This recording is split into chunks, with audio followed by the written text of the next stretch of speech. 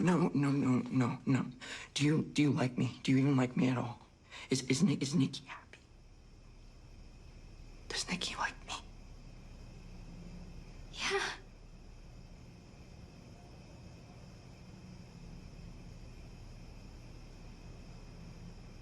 I'm your freaky Nikki. The second act of Obsession is where the film reveals what it's truly about. The first act is uncomfortable. It's awkward. It's unsettling. But the second act transforms that discomfort into something much darker. What initially appears to be a story about getting everything you've ever wanted gradually becomes an examination of one of the most disturbing ideas in horror. Before we talk about that idea, however, we need to talk about what it actually means to be human.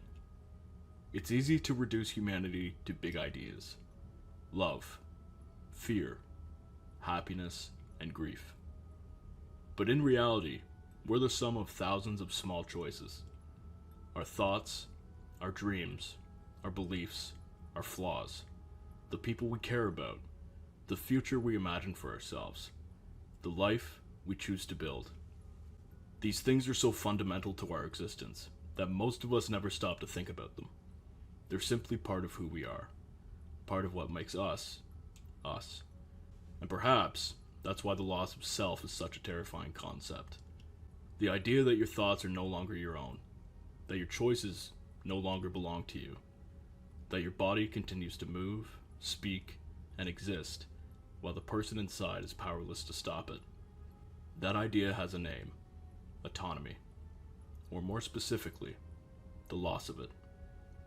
The shrine is one of the first moments where I began to separate Nikki from whatever the Wish had created. Because what's fascinating about the scene is that Wish Nikki isn't trying to hurt Bear. She's trying to comfort him. She knows Sandy mattered to him. She knows he's grieving. And in her mind, she's done something thoughtful, something loving, but it's completely disconnected from what Bear actually needs. Interestingly, just the night before, Nikki had been behaving in an almost animalistic way, running around the car, acting strangely, desperately trying to get Bear's attention. And the shrine itself reminded me of something cats often do. Cats will sometimes bring dead animals back to their owners as gifts. Not because they're being malicious, because they think they're helping. The owner is usually horrified. The cat is usually confused. From its perspective, it did something kind. And that's exactly what makes the shrine so unsettling. Wish Nikki isn't trying to hurt Bear. She's trying to love him. She just doesn't understand him. And I think that's where the scene becomes truly disturbing, because Nikki would never do this. Not the Nikki we've come to know throughout the film. The Nikki that gave $20 to a homeless man. The Nikki that comforted Bear when Sandy died. The Nikki that wanted to write a love story. This is not an expression of Nikki's compassion. It's an imitation of it. The shrine isn't compassionate. It isn't thoughtful. It isn't even remotely appropriate. What makes it so unsettling is that Wish Nikki seems to believe it is.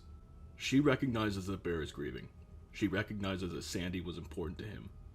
But instead of understanding him, she attempts to solve it. She decides what Bear needs without ever considering what Bear actually wants. And in doing so, the film gives us one of its first real glimpses between Nikki and whatever the Wish had created. In a strange way, the shrine serves as a reflection of Bear himself. Just as Wish Nikki decides what Bear needs without understanding him, Bear also decided what Nikki needed without understanding her. Neither of them stopped to ask what the other person actually wants.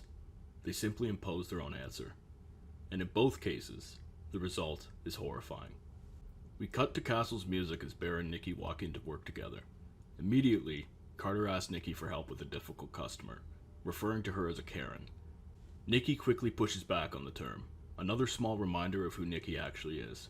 She's compassionate, empathetic, and willing to give people the benefit of the doubt. Meanwhile, Bear and Ian head into the back room.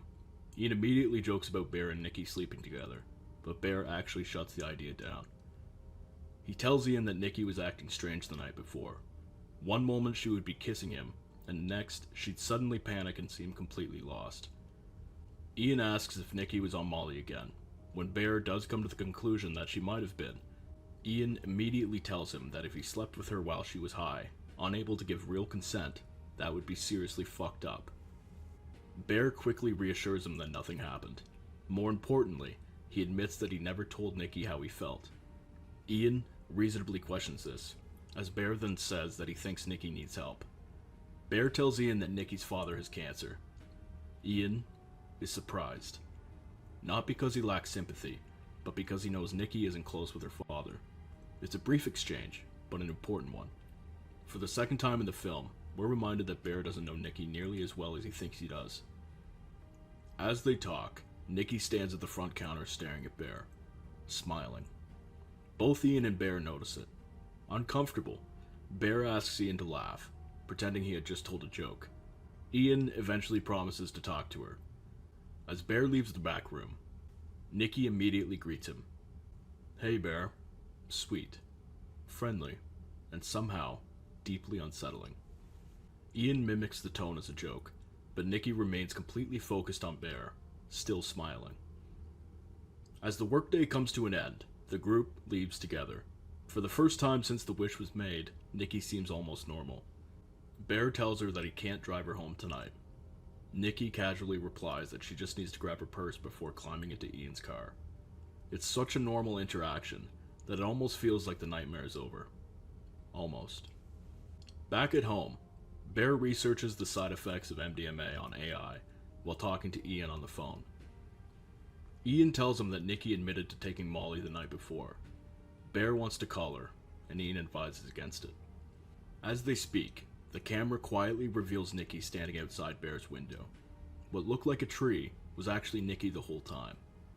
When she slowly walks away from the glass, it's one of the film's most effective scares. Not because it's loud, not because it's sudden, but because she's been there the whole time, watching. A knock follows moments later. Bear opens the door.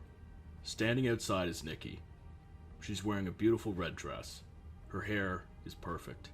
Her voice is eerily soft and innocent. The cinematography in this scene is incredible. Nikki stands entirely in shadow. Only her eyes are illuminated by the warm light spilling from inside the house. Her eyes glow against the darkness. It's strangely reminiscent of an animal standing just beyond the tree line, its eyes reflecting a flashlight in the night. Nikki apologizes for her behavior the previous evening. She explains that she was on MDMA and that Ian told her she was acting strange. Bear seems relieved. If Nikki was simply high, then everything that happened the night before still belonged to Nikki. The flirting, the kissing, those were still her choices. The alternative is far more uncomfortable. Because if the wish actually worked, then Nikki isn't choosing any of this at all. Nikki tells Bear that she knows he wasn't taking advantage of her. Bear confirms this, but then Nikki eerily says, "You were taking advantage of me." Bear steadfast says, "No, I wasn't." Nikki corrects her wish self and says, "That's what I'm saying, you weren't." The camera shifts to Bear until going back onto Nikki. She's turned around flirtatiously and smiles. "I know you like me, Bear." Predictably, Bear denies it. Until he finally gathers enough courage to ask the question that's been haunting him all film. "Why? Do you like me?" Even asking feels painful, like a high school crush finally saying their feelings out loud. Nikki turns to face him. "Would it scare you if I said yes?" Bear looks as though he's trying to maintain perfect posture while simultaneously remembering how to breathe. What follows is one of the most beautifully executed sequences in the entire film. On first viewing, it's a romance montage. On a second viewing, it's something much darker. Rock Burwell's "Love is in the Air" swells in the background as Bear and Nikki move through the early stages of a relationship.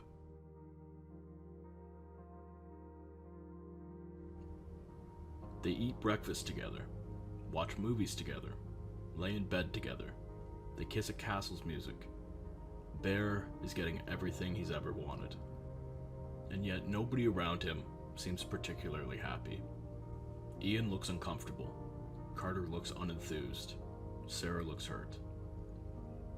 As the montage continues, subtle cracks begin to appear. The most telling moment comes when the two are sitting on a couch watching a movie. Nikki isn't paying attention to the movie. She's staring at Bear, completely fixated on him. Bear gently grabs her chin and turns her head back toward the television.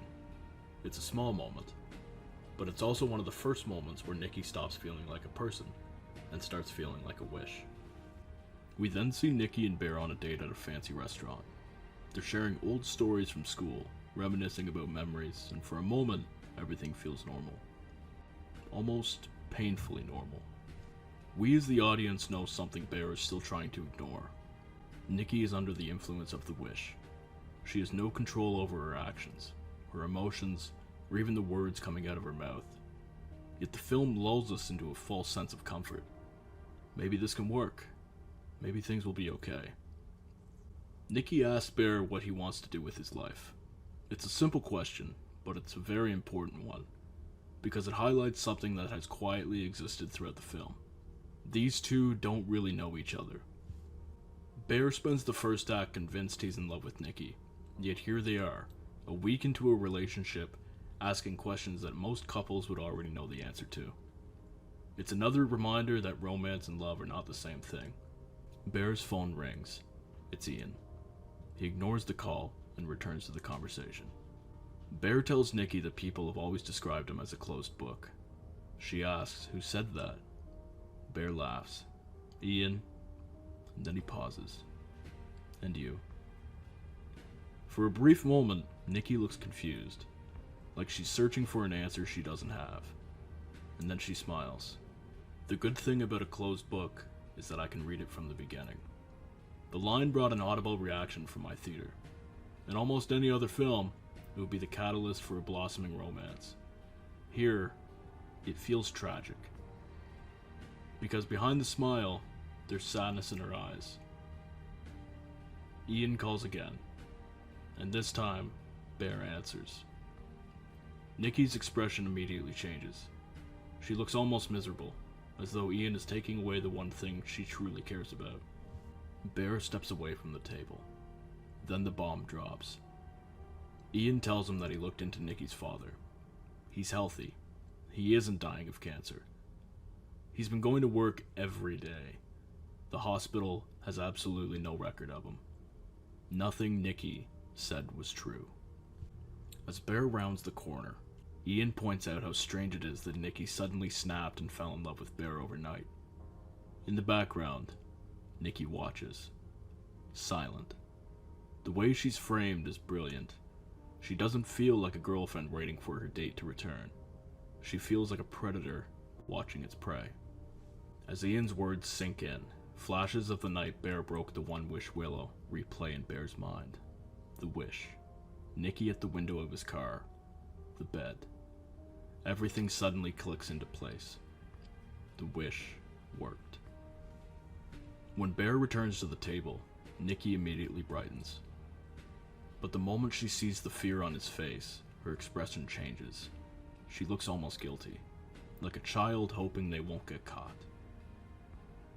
Bear tries to ask the question, the obvious question, but he can't bring himself to do it. Instead, Nikki tells him she has something for him. A tiger's eye. A stone that belonged to her mother before it was passed down to her. Something that clearly meant the great deal to the real Nikki. Bear asks why she's giving it to him. And then... Bear, I love you so much. I don't think I could live without you.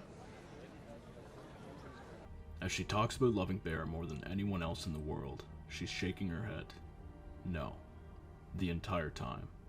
It's subtle enough to miss, but once you see it, everything changes. This is the moment the film fully reveals its hand. Nikki has absolutely no control. Her thoughts deep within belong to her, but her body doesn't. Her autonomy is gone. What was once a caring, compassionate young woman has become a prisoner inside her own mind, forced to watch as her body makes decisions she never agreed to make. The jump cut that follows is the most disturbing scene of the entire film. Bear and Nikki are having sex. At least, that's what Bear sees. The reality is far more horrifying. Nikki is making all the noises like she's having a good time, but Bear never looks at her. She's frozen, tears filling her eyes, completely aware of what's happening, unable to stop it. Bear knows the wish worked. He knows Nikki isn't choosing any of this. He knows she's trapped. And yet, he does nothing. Because for the first time in his life, he finally has the one thing he's always wanted. Curry Barker described it perfectly in an interview. He compared it to a video game. If you're not looking at something, it doesn't really exist. It's just pixels off screen. That's exactly what's happening here. Bear is not looking at Nikki, so he never has to confront the reality of what she's become. The next scene contains one of the best jump scares I've ever seen. Bear wakes up at 3:45 in the morning to an empty bed. The room is dark. It's quiet. He looks around. In the corner, there's something that almost looks human. Almost. It's an uncanny shadow that should not be there. Nikki? A soft whimper emerges from the darkness. Go back to sleep. She slithers from the corner. It's unnatural. Uncanny. Like watching something imitate human movement without fully understanding how humans are supposed to move. Bear asks her to come back to bed. She whispers, "No," and then slithers back into the corner. And then...